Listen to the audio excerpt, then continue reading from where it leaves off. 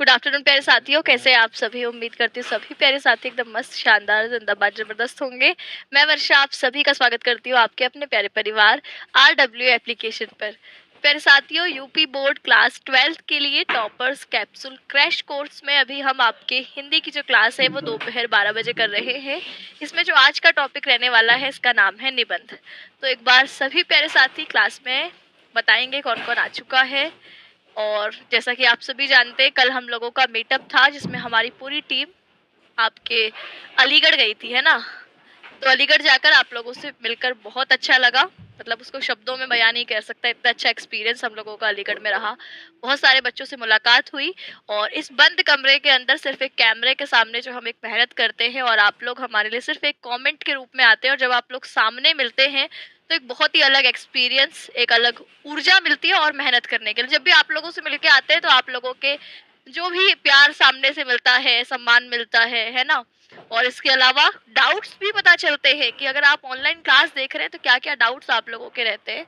तो वो सब सुन करके एक दुगने उत्साह के साथ मेहनत करें, और जिन जो कमियां आप लोगों को फील होती हैं ऑनलाइन क्लास में, उन कमियों पर हम काम करें और उसको कैसे दूर किया जा सकता है, इस दिशा में सोचने को भी हमें एक अवसर मिलता है। ठीक है। तो अब जितने बच्चों से कल मुलाकात हुई, हम चाहेंगे कि वे बच्चे अब सम्मान समारोह में हमसे मिलें, और बाकी बच्चे भी, है ना। हमारी अच्छा है कि जितने बच्चे ऑनलाइन हमें देख रहे हैं इन सबसे हमारी मुलाकात हो, हम लोग सामने से आप लोगों को जाने। ठीक है, आप लोगों की जो फीडबैक है वो हमें सामने से मिले। तो अब तो हमारा जो है तारीख भी आपकी आज 20 जनवरी हो चुकी है, तो अब तो शायद एग्जाम से पहले मीटअप ना हो, तो एग्जाम के बाद हमारा सम्मान समारोह होगा, उसमें आप सब लोगों को देखने की इच्छा है।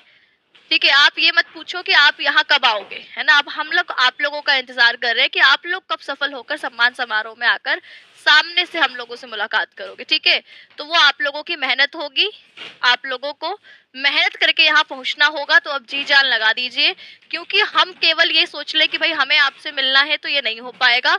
आप लोगों को जान लगानी पड़ेगी, आप लोगों को रिजल्ट लेकर आना पड़ेगा, तब हम लोग मिलने आएंगे। ठीक है। अच्छा, कल मुलाकात के बाद कुछ लोगों के नाम भी मुझे याद हो गए, जिन्होंने जाते जाते अपने नाम याद करवाए थे। रोहित, मोहित, आकाश, एक सैफी फोटोग्राफी करके एक नाम था, और इसके अलावा एक आकाश गाजर का हलवा लेके आए थे। और कौन से थे, रॉयल स्टार करके एक आईडी मुझे बताई थी कि मैम मेरी आईडी जो है वो रॉयल स्टार के नाम से आएगी, प्लीज आप मेरा मैसेज देख लेना, है ना। तो ऐसे कुछ नाम मुझे याद हुए। चलिए, अभी क्लास में अतुल, आकाश, देव कुमार, शुभम, अमन, पंकज, विनीत, शिवा, अभिषेक, सभी को भाई वेरी वेरी गुड आफ्टरनून, नमस्ते, प्रणाम। ठीक है, तो आएंगे ना सभी लोग। बताइए, सम्मान समारोह में आने के लिए सबको मेहनत करनी है और सम्मान समारोह में आना है। ठीक है, चलिए, तो अब यहाँ पर हम बोर्ड परीक्षा के लिए जो निबंध आते हैं, इन महत्वपूर्ण निबंधों को देख रहे हैं। वैसे अगर प्रीवियस ईयर को एनालिसिस करा जाए तो जो निबंध मोस्ट कॉमन आपके पूछे गए हैं वो आपके एक तो पर्यावरण संरक्षण, है ना, पर्यावरण संरक्षण या जलवायु परिवर्तन या प्रदूषण, ये ऐसे टॉपिक है जो एक दूसरे से इंटरलिंक करते हैं। हमारे पर्यावरण के प्रदूषण होने के कारण ही जलवायु परिवर्तन हो रहा है, तो अगर मुझसे पर्यावरण पर आधारित निबंध आता है तो यानी ये और ये शामिल रहेंगे। अगर जलवायु परिवर्तन पर आ रहा है तो मैं इसमें लिखूंगी कि हमारा पर्यावरण धीरे धीरे बदल रहा है ना। पहले आप देखिए गर्मी कितनी ज्यादा बढ़ गई है, तरह तरह की प्राकृतिक आपदाएं देखने को मिल रही हैं, तापमान बढ़ता जा रहा है, ग्लेशियर पिघल रहे हैं, ये सारी इसमें आएगी। प्रदूषण की समस्या के कारण ये सब हो रहा है, जनसंख्या वृद्धि के कारण ये सब हो रहा है। ठीक है, तो ये सारी चीजें आप लोगों की आपस में इंटरलिंक करती हैं, और ये इससे निबंध आपके जुड़े हुए आपको हर बार देखने को मिलते हैं। ऐसे ही भ्रष्टाचार आपको बहुत देखने को मिलता है, बढ़ती जनसंख्या और बेरोजगारी। ऐसा भी हो सकता है सिर्फ बढ़ती जनसंख्या पर आए, ऐसा भी हो सकता है सिर्फ रोजगार पर आए, ऐसा हो सकता है इन दोनों को जोड़कर पूछा जाए, ये भी आपके इसी तरीके के रीजंस पे रहते हैं। कवि आधारित निबंध, मेरे प्रिय साहित्यकार, मेरे प्रिय लेखक, मेरे प्रिय कवि, ये पूछा जाता है।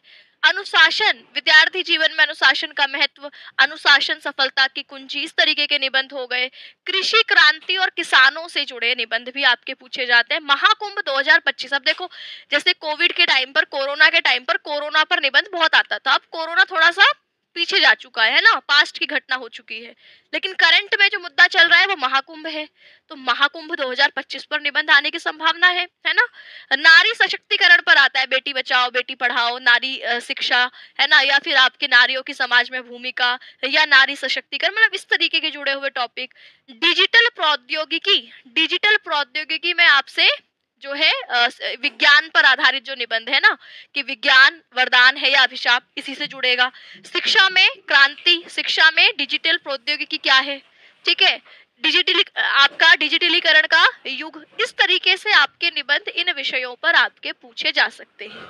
अब आप देखिए, जैसे मैं बोलती हूँ पर्यावरण संरक्षण या जलवायु परिवर्तन, तो यहाँ पर इस पर आधारित जो निबंध की हेडिंग मिलेगी वो आपको अलग अलग मिल सकती है।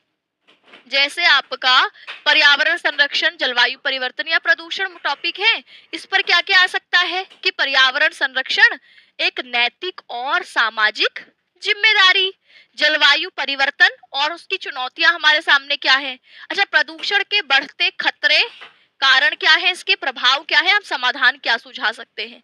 अच्छा, स्वच्छ पर्यावरण स्वस्थ जीवन की कुंजी, वैश्विक तापमान वृद्धि मानव जीवन पर उसका प्रभाव, ये सब एक ही बात है, इन सब में अलग अलग चीजें नहीं लिखनी होती हमें, बस हमारे पास जो हेडिंग होता है, इस हेडिंग शब्द का हमें बार बार इस्तेमाल करना होता है। बातें सेम आती, जलवायु परिवर्तन है तो मैं सारी बात जलवायु परिवर्तन को केंद्र में रखकर करूंगी, ये पूछा गया है तो इसको ज्यादा हाईलाइट करूंगी और बाकी सारी जानकारी वही आती है। प्रदूषण है तो प्रदूषण को बार बार बताऊंगी, बाकी कारण उनमें भी यही आते हैं, है ना। ऐसे ही आपका वैश्विक तापमान वृद्धि एवं उसके प्रभाव भी आता है। जब आप भ्रष्टाचार देख रहे हैं तो भ्रष्टाचार पर भी आपके जैसे आ गया, भ्रष्टाचार विकास का सबसे बड़ा बाधक, भ्रष्टाचार मुक्त समाज एक सपना है या सच्चाई। अच्छा, नैतिकता और ईमानदारी अगर पूछा है तो तब भी भ्रष्टाचार की हम बात करते हैं कि भ्रष्टाचार पर विजय का मार्ग, भ्रष्टाचार के क्या प्रभाव होते हैं, इसको रोकने के उपाय क्या हैं, लोकतंत्र और भ्रष्टाचार, हमारा लोकतंत्र किस तरीके से भ्रष्ट होता जा रहा है, ये आपका एक मतलब ये आपके सारे टॉपिक्स हो सकते हैं। अब आप कहेंगे दीदी ये तो यूट्यूब पर आपने बताया था, है ना। अब आप लोगों की डिमांड जिस टॉपिक पर सबसे ज्यादा आई थी वो एक तो आपका महाकुंभ, सबसे पहले पर महाकुंभ ही था, है ना। तो मैं महाकुंभ आप लोगों को कराऊंगी, ठीक है, महाकुंभ आप लोगों को कल सुबह जो है ये महाकुंभ टॉपिक पर एक वीडियो मिल जाएगी, महाकुंभ टॉपिक पर, ठीक है, कल सुबह। अब देखिए यहाँ पर कवि आधारित निबंध भी, मेरे प्रिय साहित्यकार और उनके साहित्य की विशेषताएं, या मेरे प्रिय कवि की रचनाएं और उनसे मिली प्रेरणा, मेरे प्रिय लेखक का विचार, लेखक और उनके विचारों का समाज पर प्रभाव, मेरे प्रिय साहित्यकार और उनके जीवन यात्रा, मेरे प्रिय लेखक और भारतीय समाज में उनका योगदान, ये निबंध भी आपको कई बार दिखता है। अनुशासन पर आधारित निबंध कहोगे, अनुशासन छात्र जीवन की सफलता की कुंजी हो गया, या छात्र जीवन में अनुशासन का क्या महत्व हो सकता है, या अनुशासन जीवन का मार्गदर्शक प्रकाश, या अनुशासन और शिक्षा एक दूसरे के पूरक, या छात्र जीवन में समय और अनुशासन का प्रबंधन, अनुशासनहीनता और शिक्षा और जीवन पर इसका क्या प्रभाव है, विद्यालय में अनुशासन, शिक्षकों और छात्रों की भूमिका, मतलब इस टॉपिक पर भी इस तरीके से निबंध बन सकते हैं, या कुछ और तरीके भी हो सकते हैं। तो मैंने कुछ चंद एग्जाम्पल दिए, एग्जामिनर भारतीय कृषि क्रांति पर ही कितने तरीके के टॉपिक्स बना के दे सकता है, लेकिन बात वही सारी कृषि क्रांति वाली आएगी, है ना। तो यहाँ पर भी आप देखोगे कि टॉपिक्स आपके ऐसे ही हर टॉपिक से आपको अनेकों निबंध देखने को मिल सकते हैं, ठीक है। अब मैंने आपको बताया था कि जो निबंध लिखने होते हैं, अब जिसमें एक ये डाउट है आप लोगों का कि कितने शब्दों में लिखें, तो यहाँ पर देखो शब्दों में हमें वहां काउंट तो करना नहीं है, जो आपकी कॉपी होती है उसके कम से कम आपके 3 पेज, ठीक है, एक ये पूरा पेज हमने भरा, एक पूरा पेज और भरा, और एक पूरा पेज और भरा, अगर इतना और थोड़ा सा इतना और चौथे पेज पर ले जाकर आधा पेज और लिख दिया तो बहुत बढ़िया। अन्यथा 3 पेज आप लिखते हैं तो मुझे लगता है एक कॉपी में अगर एग्जामिनर आपको 3 नंबर देगा तो 3 3 6 और 3 9 नंबर कंप्लीट हमारे, है ना। तो लेकिन हमें पॉइंट्स का विशेष तौर पर ध्यान रखना है कि जब हम निबंध लिखें तो ऐसा ना हो कि जब हम निबंध लिखे तो निबंध लिखने में ऐसा ना हो कि हमने पूरा निबंध लिखा है और निबंध लिखने के बाद उसका पता ही नहीं चल रहा उस निबंध का फेस कहाँ पर है ना, उसकी मुख्य बॉडी, मुख्य भाग कहाँ पर है और उसका निष्कर्ष पैर कहाँ पर है। तो जैसे आपको देखने पर पता चलता है ना इस व्यक्ति का फेस ये है, इसकी मुख्य भाग ये है और इसके पैर ये हैं, तो ऐसे ही निबंध को भी 3 हिस्सों में बांटकर देखिए। जिसका फेस होता है इसको हम कहते हैं प्रस्तावना या परिचय भाग, दूसरा भाग होता है मुख्य भाग और तीसरा होता है निष्कर्ष। ये 3 पॉइंट्स के अलावा आपको हेडिंग्स में 4-4 5-5 लाइनों को बनाकर अपनी बात लिखनी होती है। तो यानी मेरे पास सबसे पहली हेडिंग प्रस्तावना, दूसरी मेन हेडिंग मुख्य भाग जिसमें बहुत सारी 3-4 हेडिंग और डाल सकते हैं आप, और अंत में निष्कर्ष। ये चीजों का मुझे ध्यान रखना है। आप कहेंगे दीदी एक निबंध लिखकर दिखा दो, तो एक निबंध हम लिख देते हैं आपका। मान लीजिए मुझे लिखना है प्रदूषण पर लिखना है, चलिए ठीक है, मैं किस पर लिखती हूँ, आपके प्रदूषण पर लिखती हूँ, ठीक है। अब प्रदूषण पर की पॉइंट्स कुछ भी हो सकते हैं। अब यहाँ पर देखिए मैंने प्रदूषण लिखा, प्रदूषण में लिखा कि पर्यावरण प्रदूषण आज संपूर्ण विश्व के लिए सबसे गंभीर समस्या बन गई है, ठीक है। प्रदूषण में क्या लिखा कि पर्यावरण प्रदूषण, अच्छा जनसंख्या, आपकी जनसंख्या वृद्धि आएगा तो मैं लिखूंगी जनसंख्या वृद्धि भारत के लिए एक सबसे बड़ी चुनौती है, सबसे बड़ी चुनौती बन गई है, ठीक है। बेरोजगारी, तो बेरोजगारी इस वर्तमान समय की सबसे बड़ी समस्या है, सबसे गंभीर समस्या है। मतलब ये सारे समस्या प्रधान निबंध हो गए है ना। तो मतलब लाइनें देखो इसी तरीके की आती है, पर्यावरण प्रदूषण आज संपूर्ण विश्व के लिए सबसे गंभीर समस्या बन गई है। यह न केवल मानव जीवन के लिए खतरा है बल्कि संपूर्ण प्रकृति और जीव जंतुओं के अस्तित्व को भी प्रभावित कर रहा है।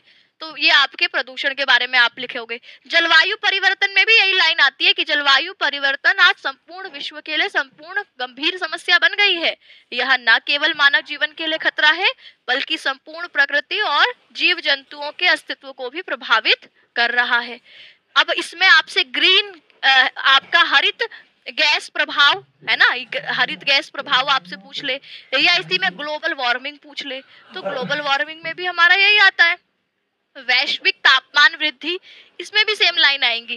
वैश्विक तापमान वृद्धि आज संपूर्ण विश्व के लिए सबसे बड़ी गंभीर समस्या बन गई है। यह न केवल मानव जीवन के लिए खतरा है बल्कि संपूर्ण प्रकृति और जीव जंतुओं के अस्तित्व को भी प्रभावित कर रही है। पर्यावरण का संतुलन बिगड़ना प्रदूषण का मुख्य कारण है और जलवायु परिवर्तन का भी यही कारण है कि पर्यावरण का संतुलन बिगड़ना जलवायु परिवर्तन का मुख्य कारण है ना। या आपके प्रदूषण, हमने जलवायु परिवर्तन, वैश्विक तापमान वृद्धि, तो पर्यावरण के संतुलन बिगड़ने से वैश्विक तापमान की वृद्धि हो रही है, या वैश्विक तापमान की वृद्धि होने से पर्यावरण का संतुलन बिगड़ रहा है। तो ये तीनों आपके आपस में मिक्स विषय हैं। तो ये मैंने देखो ये आपकी कल लगभग 1 2 3 4 3.5 लाइनों में मैंने क्या दे दिया, ग्लोबल वार्मिंग मतलब वैश्विक तापमान वृद्धि। ग्लोबल मतलब वैश्विक, तापमान यानी हीट, वृद्धि यानी बढ़ रही है, वार्मिंग मतलब हीट ही तो होता है। अब ये मैंने तो यहाँ पर देखो बोर्ड में ये 3.5 लाइनें आ रही है, तो आपकी कॉपी में इससे डबल तो जाएंगी ही है ना, 5 से 6 लाइनों में आपकी कॉपी में ये आएगा। इसके बाद आगे मैं अब मुख्य भाग लिखूंगी। प्रस्तावना में 4 लाइनें, 5 लाइनें, 6 लाइनें, इतनी लिखो काफी रहेगा। फिर मैंने लिखा प्रदूषण के प्रकार और उनके कारण, यहाँ से मेरा मुख्य भाग शुरू हुआ। अब मुख्य भाग में हेडिंग ना भी डालूं तो चल जाएगा। शुरुआत में प्रस्तावना दिख रही है, अंत में निष्कर्ष दिख रहा है, बीच में 3-4 हेडिंग आती है, तो यहाँ पर मुख्य भाग नहीं लिखेंगे तो चल जाएगा। 3-4 हेडिंग बनाइए, जैसे मैंने लिखा प्रदूषण लिखा, अब मैं लिखूंगी प्रदूषण के प्रकार क्या है और उनके कारण क्या है, ठीक है। तो मैंने सबसे पहले वायु प्रदूषण लिखा कि इसका कारण क्या है, वाहनों, और इसमें मैं वायु प्रदूषण को भी समझा सकती हूँ कि आपके जो हमारी प्राकृतिक वायु है इसमें ऐसे तत्वों का शामिल हो जाना जो कि वायु को क्या करते हैं, गंदा करते हैं है ना, और उससे मानव जीवन पर या अन्य जीवों पर समस्याएं उभरती हैं, वही तो वायु प्रदूषण है, इसको बता सकती हूँ। फिर कारण लिखूंगी कि वाहनों और कारखानों से निकलने वाला जो गंदा धुआं है, जंगलों की कटाई से जो आपका कार्बन डाइऑक्साइड है वो अवशोषित नहीं हो रही है, जब अवशोषित नहीं हो रही है तो कार्बन डाइऑक्साइड वातावरण में बढ़ जाएगी, और कार्बन डाइऑक्साइड गर्म होती है तो वो पूरे आपके जो वातावरण है इसको गर्म कर देती है, तो ये कारण आप लिखेंगे। ईंधन के अनियंत्रित उपयोग से वायुमंडल में हानिकारक गैसों का बढ़ना। अच्छा, इसका परिणाम हमें क्या देखने को मिल रहा है, तो कहेंगे इससे वायु की जो गुणवत्ता है वो खराब होती है, जिससे श्वसन संबंधित रोग और ग्लोबल वार्मिंग यानी वैश्विक तापमान वृद्धि का खतरा बढ़ता है। आप ये देखिए, भूमिका के पहले सभी हेडिंग लिख सकते हैं। अगर आपको लगता है कि आप रूपरेखा शुरुआत में बना ले रहे हैं, देखो मेरा ऐसा मानना है कि जैसे निबंध आपको 4-5 ऑप्शन चॉइस तो होती है ना, 4-5 में से एक चुनना होता है कि ये निबंध करना है। तो एक बार सोचो किस पर लिखना चाहते हो, सबसे बढ़िया किस पर लिख पाओगे। ये सोचने के बाद जो हमारा रफ साइड है वहां पर पॉइंट सोचोगे किन किन पॉइंट्स को लिखोगे। उसके बाद रूपरेखा बनाओ, या फिर आपके रूपरेखा की 3 से 4 लाइनें छोड़ दो और फिर लिखना शुरू करो, और जो जो हेडिंग्स आपने बनाई है उसको शुरुआत में रूपरेखा के रूप में दिखा दो। ये बिल्कुल पूरी तरीके से ऑप्शनल है, आप चाहे तो कर सकते, चाहे तो नहीं कर सकते। जिसकी लिखने की स्पीड अच्छी होगी, जिसको लगता है कि अगर मैं ये करके पूरा पेपर अटेम्प्ट कर सकता हूँ तो वो जरूर करे। जिसको लगता है यार मेरा तो पेपर ही छूटने की संभावना रहती है, बहुत धीरे धीरे लिखता हूँ, हर बार एक दो क्वेश्चन छूट जाता है, वो अपना मेन कंटेंट पर ध्यान दे। यहाँ से भी अगर एग्जामिनर आपका मेन हेडिंग्स यहाँ से देख रहा है तो यहाँ से भी उसको समझ आ जाएगा कि आपने निबंध अच्छा लिखा है। ठीक है, तो यहाँ पर लिखोगे वायु की गुणवत्ता खराब होती है जिससे श्वसन रोग और ग्लोबल वार्मिंग का खतरा बढ़ जाता है। अब मैंने वायु प्रदूषण को समझाया, अब मैं जल प्रदूषण को बताऊं कि उद्योगों से निकलने वाले रसायनों का नदियों के और जल स्रोतों में गिरना, फेंक देना, कृषि में रासायनिक खादों और कीटनाशकों का अत्यधिक उपयोग, क्योंकि जब बरसात होती है और आपने खेतों में जिस प्रकार के रसायनों को डाला होता है वो बरसात के पानी के साथ बहकर नदियों में चले जाते हैं, तो इससे भी जल प्रदूषण होता है। परिणाम क्या है, इससे हमारे जो जल स्रोत हैं वे दूषित होते हैं। जलीय जीवन का संकट, भाई हमारे पास माना कि पृथ्वी में 70% भाग पानी है, लेकिन ये भी तो सोचो कि पीने वाला पानी कितना है, 2% है, बाकी तो खारा पानी है। तो अब 2% पानी को भी अगर हम ऐसे गंदा कर देंगे तो हम कैसे, मनुष्य का अस्तित्व बच पाएगा, है ना। और मानव उपयोग के लिए जल की कमी निरंतर होती जाएगी, ये हमें जल प्रदूषण पर लिखना है। अच्छा, जल प्रदूषण के अलावा ध्वनि प्रदूषण लिखोगे। ये आपके प्रदूषणों के प्रकार हैं। ऐसा भी हो सकता है कि आपसे पूरा निबंध ही वायु प्रदूषण पर आ गया, या आपके ध्वनि प्रदूषण पर आ गया, या आपके जो है इस पर आ गया, मृदा प्रदूषण पर आ गया। तो वहां पर भी इसी तरीके का पैटर्न अपनाओगे कि वायु प्रदूषण वर्तमान की एक सबसे बड़ी चुनौती है। यह केवल भारत नहीं, संपूर्ण विश्व के लिए एक बड़ी चुनौती के रूप में उभरा है। जैसे जैसे जनसंख्या बढ़ रही है वैसे वैसे प्रदूषण की समस्या भी बढ़ रही है ना। इसकी फिर आप उसके कारण, आप जो है वायु प्रदूषण के कारण लिखोगे, तो इसमें आप कारण में फैक्ट्रियों का कारण लिखोगे, गाड़ियों का कारण लिखोगे, जनसंख्या एक बड़ा कारण लिखोगे, है ना। मतलब ये आपकी अलग अलग तरीके से आपने अपनाना होगा। ठीक है, फिर वहां पर आपकी इसी तरीके की हेडिंग्स आएंगी। अब ध्वनि प्रदूषण में लिखोगे कि वाहनों और औद्योगिक गतिविधियों, औद्योगिक मतलब फैक्ट्रियां वगैरह, है ना, और लाउड स्पीकर जैसे उपकरणों से उत्पन्न अत्यधिक शोर। आप शहरों में चले जाते हैं तो इतनी गाड़ियां चल देती, बिल्कुल दिमाग बिल्कुल हैंग हो जाता है ना। तो इस दृष्टि से आपके ध्वनि प्रदूषण है। इसके अलावा आप जाएंगे फैक्ट्रियों में, तो फैक्ट्री में मशीनें इतनी तेज तेज आवाज करती है, क्या है, ध्वनि प्रदूषण है। शादी ब्याह में आजकल लोग इतनी तेज डीजे बजाते हैं कि बिल्कुल पूरा मोहल्ला, जिस जिस मोहल्ले में शादी हो रही है तो उसका मतलब बिल्कुल, आप अगर रात में अगर घर में कोई बच्चा पढ़ाई कर रहा है, कोई बुजुर्ग बीमार है, कोई सोना चाहता है तो वो नहीं कर पाता। तो ये भी लाउड स्पीकर जैसे उपकरणों से भी क्या हो रहा है, अत्यधिक ध्वनि प्रदूषण की समस्या फैल रही है। इससे परिणाम क्या होता है, जब आप ज्यादा ध्वनि को लगातार सुनते हैं तो सुनने की क्षमता पर असर आता है, एक चिड़चिड़ापन भी होता है ना, तनाव बढ़ता है, और अन्य मानसिक रोग। अगर आप लगातार ध्वनि जहाँ पर ज्यादा है, ठीक है, ध्वनि प्रदूषण जहाँ पर है, अनवांछित जो ध्वनि होती है उसको ध्वनि प्रदूषण कहते हैं। तो ये अगर आपके लगातार रहता है तो आपको मानसिक रोगों की संभावना ज्यादा बढ़ जाती है। अच्छा, मृदा प्रदूषण होता है, मृदा मतलब मिट्टी, तो आप लिखोगे कि रासायनिक उर्वरकों और कीटनाशकों का अति प्रयोग, औद्योगिक कचरे का सही ढंग से निपटान ना होना, ये मृदा प्रदूषण के कारण है। इससे हमें परिणाम देखने को मिलता है कि मिट्टी की उर्वरता घटती है, जिससे फसलों की पैदावार लगातार कम होती जाती है ना, उपजाऊपन मिट्टी का खत्म होता है। ठीक है, इसके अलावा आप कह सकते हो रेडियोधर्मी प्रदूषण। रेडियोधर्मी क्या है, जैसे आपकी तरह तरह के आपके एक्सरे वगैरह होते हैं, है ना, अन्य जो आपके परमाणु परीक्षण होते हैं, तो यहाँ पर कुछ आपकी रेडियो विकिरण किरणें निकलती हैं, ये आपके रेडियोधर्मी प्रदूषण।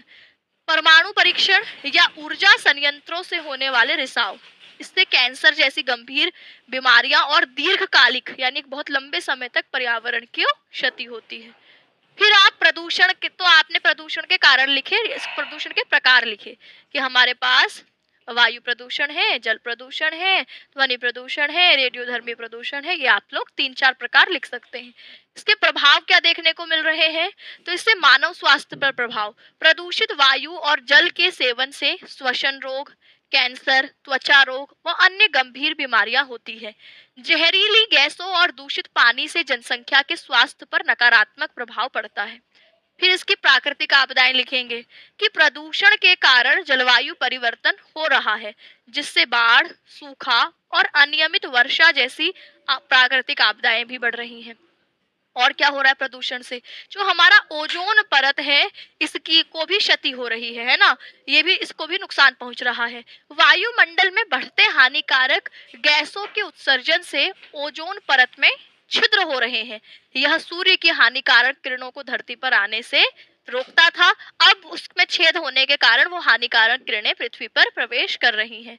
जैव विविधता पर खतरा, प्रदूषण के कारण जीव जंतुओं और पौधों की कई प्रजातियां विलुप्त होने की कगार पर है। जलीय व स्थलीय पारिस्थितिक तंत्र असंतुलित हो रहा है। कितने सारी जो आपने देखा होगा कि कई सारे प्लांट्स जो है वो जल में सरवाइव करते हैं, जल के अंदर रहते हैं। तो अगर हम जल प्रदूषण बढ़ाएंगे तो वो प्लांट्स की ग्रो होने की जो क्षमता होती है वो कम हो जाती है। आप जंगलों में देखेंगे कि अनेक प्रजातियां इस प्रदूषण के खतरे के कारण, जंगलों की कटाई के कारण विलुप्त हो गई है ना? तो ये सारे आप इसके प्रभाव लिखेंगे। हमने इसके देखो चार पहले इसके टाइप्स लिखे, देखो 5 टाइप्स लिखे। प्रदूषण के प्रकार हमने 5 लिखे, वायु प्रदूषण, जल प्रदूषण, ध्वनि प्रदूषण, मृदा प्रदूषण और रेडियोधर्मी। तो ऐसे 3-4 आप प्रकार लिखे। फिर हमने इसके प्रभाव भी लिख दिए कि मानव स्वास्थ्य पर प्रभाव, प्राकृतिक आपदाएं, ओजोन परत को क्षति और जैव विविधता पर खतरा। अब इसको मैंने ये बताए, प्रभाव बताए, प्रकार बताए। अब मैं इसके उपाय भी कुछ बताऊं जिससे इसको दूर किया जा सके। तो हमें वृक्षारोपण और वनों की सुरक्षा, जंगलों की कटाई को रोककर और अधिक से अधिक पेड़ लगाकर पर्यावरण के संतुलन को बनाया रखा जा सकता है। स्वच्छ ऊर्जा का उपयोग, कोयला और पेट्रोलियम जैसे जो पारंपरिक ऊर्जा स्रोत हैं, इनके बजाय हम सौर ऊर्जा, पवन ऊर्जा, जल विद्युत का उपयोग बढ़ाया जाना चाहिए। कि कोयला जब जलता है तो धुआं निकलता है, अब धुआं निकलता है तो वो क्या कर रहा है, तरह तरह की गैसें उससे धुआं निकल रहे हैं, नहीं तो तरह तरह की गैसें निकल रही हैं, वो पर्यावरण को प्रदूषित कर रही हैं, है ना? तो ये आपको जब पेट्रोल से हम गाड़ी चलती है तो पेट्रोल से जो गाड़ियों के पीछे से आप देखते धुआं निकल रहा है, तो पर्यावरण को प्रदूषण करें तो सीएनजी का उपयोग करो, है ना? तो इन सब चीजों का आपको ध्यान रखना। कहाँ इसका उपयोग बढ़ाया जाना चाहिए? कचरा प्रबंधन और पुनर्चक्रण, भाई इतने हमारी जनसंख्या है उतना ही हम कचरा भी करते हैं, तो हम कचरे का सही निपटान और पुनर्चक्रण प्रणाली को प्रोत्साहित किया जाए। प्लास्टिक के उपयोग को कम करना और जैविक कचरे के उपयोग खाद के रूप में, यानी प्लास्टिक को हम रिसाइकल करें ज्यादा से ज्यादा, क्योंकि आपको पता है प्लास्टिक हजारों सालों तक आपके खत्म नहीं होता। जब खत्म नहीं होता और हम ज्यादा से ज्यादा उसको और प्लास्टिक का प्रयोग करेंगे तो कचरा बढ़ता जाएगा। तो हम थोड़ा सा उसमें रिसाइकलिंग करें या प्लास्टिक के सामान का प्रयोग ही कम करें ताकि उसका उत्पादन बढ़ाया ना जा सके। इसके अलावा हम क्या कर सकते हैं, जो हमारी जैविक खाद, जैसे सब्जियों के छिलके हैं, है ना, इन सबको हमने खाद बनाने में उपयोग कर लिया, तो ये जैविक खाद हो गई।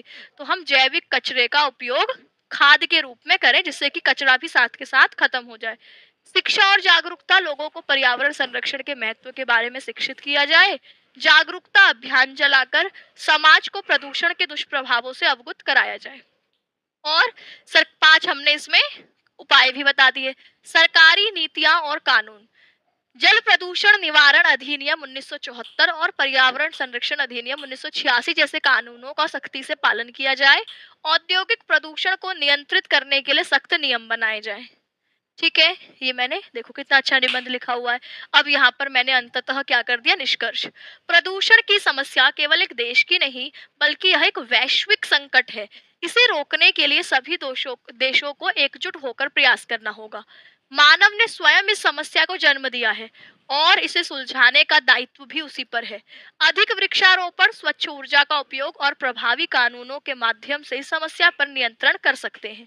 तो प्रकृति को बचाइए, तभी हमारा भविष्य सुरक्षित रहेगा। ये मैं काले पेन से लास्ट में एक सकारात्मक लाइन लिख देती हूँ, तो बल्ले बल्ले इसमें एग्जामिनर खुश होकर के आपको पूरे 9 नंबर देगा, एक भी नंबर कटने की संभावना हमारी यहाँ पर नहीं रहेगी। अच्छा, एक बात मैंने ऑब्जर्व करी कि आप लोगों को 12th वालों को पढ़ाया जाता है, तो मैं पढ़ा रही हूँ और बाकी कमेंट अलग-अलग टॉपिक से चल रहा है। कोई कह रहा है गद्य बताओ, कोई कहता है पद्य बताओ, कोई कह रहा है संस्कृत के श्लोक बता दो, कोई कुछ, कोई कुछ। मतलब जो मैं पढ़ा रही हूँ उस पर तो ध्यान ही नहीं है और फिर कहोगे समझ में नहीं आया। अब ये जो मैं आज निबंध करा रही हूँ, फिर ये मैं अगले दिन श्लोक करा रही होंगी तो वो आएगा कि निबंध बता दो। तो तुम लोग ऐसा क्यों नहीं करते कि जिस वक़्त मैं पढ़ा रही हूँ उस वक़्त ध्यान से सुनो? डाउट्स के लिए समय दिया जाता है ना। अंत में बता दो 1 मिनट, शुरुआत में 1 मिनट में बता दो, बाद में 1 मिनट में बता दो, क्लास के बाद जो कमेंट होते हैं वहां बता दो। आपके कमेंट्स का निपटारा तो होता है। निबंध आप लोगों की डिमांड थी इसीलिए करा रही हूँ, व्याकरण डिमांड थी इसीलिए व्याकरण कराया था, तो मतलब पत्र की डिमांड थी तो पत्र भी लेकर आई थी। तो थोड़ा सा जिस वक्त पढ़ा रही हूँ ना, अगर उस वक्त नहीं पढ़ रहे हो तो देखो मेरा तो कोई नुकसान नहीं जा रहा, मैं तो पढ़ाऊंगी, मेरा काम है पढ़ाना। लेकिन अगर आप लोग कमेंट करके इधर उधर ये बातें कर रहे हो तो फिर आपका ध्यान पढ़ने में नहीं है और फिर वो बेकार है। फिर क्यों क्लास में 1 घंटा आपने लगाया है ना। तो थोड़ा सा ये इस बात पर ध्यान रखो, थोड़ा समझदार बनो। ऑनलाइन शिक्षा ने आप लोगों के जीवन को बड़ा आसान बना दिया कि घर बैठे फोन खोलना है, अपनी क्लास लेनी है। लेकिन ये आसान के साथ साथ आप इसका फायदा सही तरीके से उठा पा रहे हो कि नहीं उठा पा रहे, ये भी तो ऑब्जर्व करो। पहले तो आप लोग क्लासरूम में होते थे तो टीचर देखता था कि कौन आई एम सॉरी, कौन पढ़ रहा है कौन नहीं पढ़ रहा। जो नहीं पढ़ रहा होता उसको डांट भी दिया जाता था और आप लोग भी टीचर के डर के मारे क्लास में सिर्फ पढ़ते थे। इतने डाउट्स नहीं आते थे हम लोगों के टाइम पर, है ना। टीचर बोलती थी कोई डाउट भी है तो कोई बड़ी मुश्किल से एक आध कोई हाथ खड़ा होता था, नहीं तो पूछते ही नहीं थे। बस सुना, आप ध्यान से सुनते थे। लेकिन आप लोगों के पास क्या है, फोन है, फटाफट फटाफट कमेंट करते रहते हो। तो थोड़ा इस बात का ध्यान रखो, ठीक है, नहीं तो फिर समझ में नहीं आएगा। कितनी हेडिंग होनी चाहिए, इसमें कुछ ज्यादा है। हेडिंग्स देखो, आपकी जो मेन हेडिंग है, मेन हेडिंग इसमें ज्यादा नहीं है। मेन हेडिंग हमारी सबसे पहले इसमें आ गई प्रस्तावना, दूसरी हेडिंग आ गई प्रदूषण के प्रकार और उसके कारण। ये दूसरी हेडिंग है मेन। ये तो हमने पॉइंट्स में लिखा है, इसको हम हेडिंग थोड़ी कहेंगे, इसको पॉइंट कहेंगे। 1 point, 2 point, 3 point, 4 point, 5 point हमने इस पे लिखे। तीसरी हेडिंग है प्रदूषण के प्रभाव। पहली हेडिंग है प्रस्तावना, दूसरी हेडिंग है आपके प्रदूषण के प्रकार, तीसरी हेडिंग है इसके प्रभाव हमें क्या देखने को मिलते हैं। और ये पॉइंट्स आए, फिर चौथी हेडिंग में हमने लिखा इसके लिए हम क्या उपाय अपना सकते हैं, और अंतिम हेडिंग आ गई आपके निष्कर्ष। तो यानी हमारे पास प्रस्तावना भी दिख रहा है, इसके हमें मुख्य बिंदु में 3 से 4 हेडिंग भी दिख रही है, अंत में हमने निष्कर्ष कर रहे हैं, है ना। मतलब ये एक आइडियल निबंध है जो आप लिख सकते हो। ये थोड़ा सा इसका आप लोग ध्यान रखोगे, ठीक है। अब देखो, आपके जो टॉपिक्स हैं वो बहुत सारे हैं। वैसे मैंने भ्रष्टाचार भी लिखा है, पर भ्रष्टाचार थोड़ा सा छोटा है। भ्रष्टाचार में हम क्या क्या लिख सकते हैं। भ्रष्टाचार है, भ्रष्टाचार का हम परिचय देखेंगे, ठीक है। क्या लिखेंगे कि भ्रष्टाचार समाज और देश की प्रगति में बाधा उत्पन्न करता है। यह केवल आर्थिक अपराध तक सीमित नहीं है, बल्कि यह सामाजिक, राजनीतिक और नैतिक पतन का कारण बनता है। मतलब भ्रष्टाचार का मतलब सिर्फ ऐसा नहीं है कि मैंने 1 लाख रुपए देके किसी से अपना काम करवा लिया, सिर्फ ये नहीं। इससे हमारा सामाजिक आचरण या राजनीतिक आचरण, किसी गुंडे को आपकी किसी पार्टी की टिकट मिल गई है, भ्रष्टाचार है भाई। गुंडे को क्यों मिली, क्योंकि वो बहुत ज्यादा पॉपुलर था, बहुत लोगों के बीच में जाना जाता था, तो इससे उसके जीतने की संभावना ज्यादा थी, इसलिए किसी पार्टी ने उसको टिकट दे दिया, भ्रष्टाचार है ना। तो इस तरीके से आपके यह हमारी नैतिक पतन का कारण बनता है। इस समस्या का समाधान सामूहिक प्रयासों के बिना संभव नहीं है। इसके कारण क्या है, ठीक है, ये आपने लिखा। इसके प्रभाव क्या है, ये लिखा। फिर इसके बाद इसके समाधान क्या है, ये लिखा। फिर निष्कर्ष लिख दिया। तो इस तरीके से आइडियली जो आपकी कॉपी होती है उसमें आप 3 पेज से ज्यादा भरो, ये आपकी जिम्मेदारी होनी चाहिए। 3 पेज तो लिख ही दो, है ना। हमारे पास इतनी सारी हेडिंग्स हैं तो 3 पेज लिखना तो कोई बड़ी बात नहीं है, थोड़ा साफ साफ लिखो। इस बात का ध्यान रखना है। कल सुबह एक रिकॉर्डेड माध्यम में एक महाकुंभ पर बहुत डिमांड है, महाकुंभ पर निबंध करा दूंगी, ठीक है। और आपके पत्र लेखन तो पहले हो चुका है, पत्र लेखन हमने अच्छे से डिस्कस किया है, ठीक है। हेडिंग इंग्लिश यूज कर सकते हैं, नहीं हिंदी में ही लिखिए। इंग्लिश तो मैंने सिर्फ इसलिए कि आपको समझ में आए इसलिए यहाँ पर डाल रखा है, अन्यथा आप पेपर में केवल हिंदी में ही लिखिए। हिंदी वाला टीचर इंग्लिश से बहुत चिढ़ता है, तो हमें क्यों एग्जामिनर को चिढ़ाना है ना, चिढ़ जाए वो फिर नंबर काट ले आपके। एग्जामिनर को आपको ये दिखाना है कि मुझे हिंदी आती है, ये नहीं दिखाना कि हम तो भैया अंग्रेजी वाले हैं, इंग्लिश भी आती है ना। तो ये इंग्लिश सिर्फ आपको समझाने के लिए, कि कई सारे साथी हैं जो हिंदी में समझते ही नहीं, मतलब ये क्या है, निष्कर्ष क्या होता है, प्रस्तावना क्या है। तो इंग्लिश वाला वर्ड हमें थोड़ा फैमिलियर हो जाता है कि इंट्रोडक्शन है, ये कंक्लूजन है, तो थोड़ा सा समझना आसान हो जाता है, इसलिए यूज किया है। तो एग्जामिनर के सामने केवल आप हिंदी में अच्छा अच्छा अपना नॉलेज जो है उनको दिखा कर आओ, ठीक है। तो अब आज की इस अच्छा हाँ 25 तारीख को वन शॉट है एमसीक्यू की, सुबह 10 बजे से है शायद, मतलब समय मैं आपको बता दूंगी। और इसके अलावा आप लोगों का सीयूईटी की एक वीडियो में लेकर के आऊंगी कि जो साथी 12th के बाद अब ग्रेजुएशन करेंगे, देखो मेरे हिसाब से तो 12th के बाद सीधे नौकरी की तैयारी करने से अच्छा है कि अपनी एक क्वालिफिकेशन, क्योंकि कॉलेज करने से बहुत परिवर्तन आता है। मैं खुद अपने आप को 12th में सोचूं और मेरे लाइफ में कॉलेज वाला पीरियड को अगर मैं हटा दूं, तो मैं सोचती हूँ कि मैंने कुछ नहीं सीखा होता अगर मैं कॉलेज नहीं गई होती। सिर्फ मैं ज्ञान की बात नहीं कर रही, इसके अलावा आपकी कॉलेज जाकर एक पर्सनैलिटी में परिवर्तन आता है। पर्सनैलिटी के अलावा आप अलग अलग लोगों से मिलते हो और बड़े बड़े प्रोफेसर आपको पढ़ाते हैं, तो उनके जो ज्ञान है, उनके जो जीवन का अनुभव है, उससे हम सीखते हैं। तो कॉलेज लाइफ अपने आप में एक बहुत जरूरी होती है।